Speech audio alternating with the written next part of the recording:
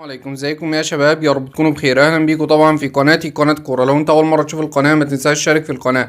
طيب في الفيديو دوت هتعرف ايه؟ هتعرف ترتيب الدوري السعودي، ترتيب الهدافين، نتائج المباريات اللي اتلعبت في الجوله رقم 21 لحد دلوقتي.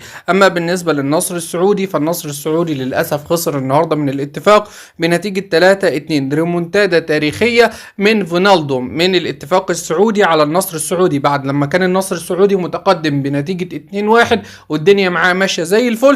الاتفاق السعودي بقيادة اللاعب فينالدوم لاعب ليفربول السابق بيستحضر بقى ايه قوته الخارقة، وطبعا بيعمل ريمونتادا على النصر السعودي وبيكسب بنتيجة 3-2. وفي الدقائق الأخيرة دوران للأسف بيتم طرده من النصر السعودي. أنا مش فاهم ايه سبب الطرد ده، يا دوبه لمس اللاعب يعني.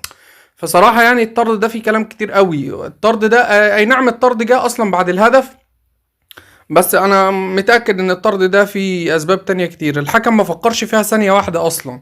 المهم القادسية قدر يفوز النهاردة على الاخدود 2-0 وبالتالي بيعزز مكانته في جدول الترتيب. الاهلي السعودي بيفوز على ضمك 2-0 ايضا، والرياض بيخسر من الرائد 3-1 امبارح، والفيحاء بيتعادل مع الخليج، والفتح بيكسب العروبة 1-0. فدي نتائج المباراة اللي اتلعبت لحد دلوقتي في الجولة رقم 21. طيب بكرة ان شاء الله مباراة الهلال السعودي والاتحاد السعودي، وهي دي القمة اللي كانت منتظرة اصلا.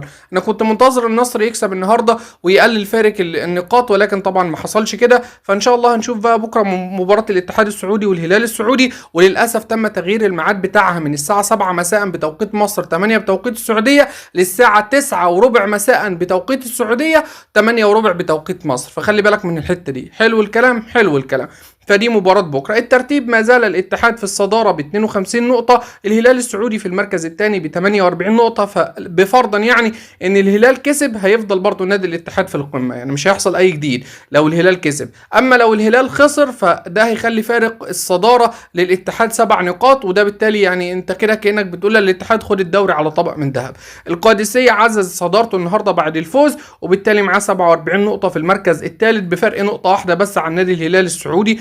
النصر السعودي في المركز الرابع معاه 44 نقطة. أنا كنت مستني النصر يجيب نفس نقاط القادسية ويبقى فرق نقطة واحدة بس عن الهلال، فمش عارف يعني. يلا الحمد لله. الأهلي السعودي في المركز الخامس والشباب في المركز السادس. بعد كده عندك الرياض والاتفاق، الخليج، التعاون، ضمك، الخلود، الفيحاء، العروبة، الرائد. ترتيب الهدافين ما زال كريستيانو في الصدارة ب 16 هدف، كريم بنزيما 15 هدف، جوليان 14، ماركوس ليوناردو 13، وعبد الرازق حمد الله 13. مستني بقى منك لايك، اشتراك، تتفاعل على الفيديو. سلام.